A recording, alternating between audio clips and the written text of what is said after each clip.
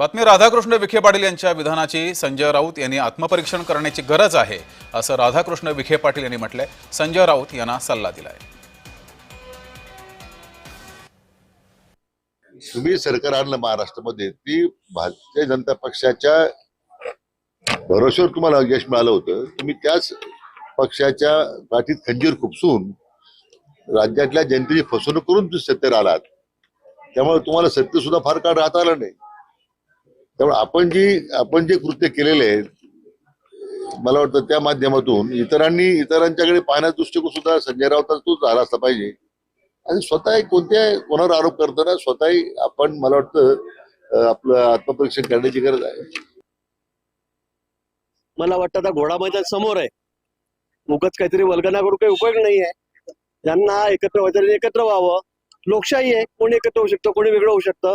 पण माझं आव्हान आहे, ते जे म्हणतात मुंबई, ठाणे, नाशिक, पुणे, एखाद्या ठिकाणी तरी निवडून येऊन दाखवा। उगाच वल्गना काय करायच्या?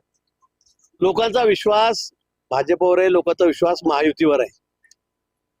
विकास करायचा असेल तर महायुती सरकारच करू शकतं, महायुतीच करू शकते। आणि त्यासाठी लोकांची मानसिकता झालेली आहे की आता महाराष्ट्रामध्ये फक्त महायुती।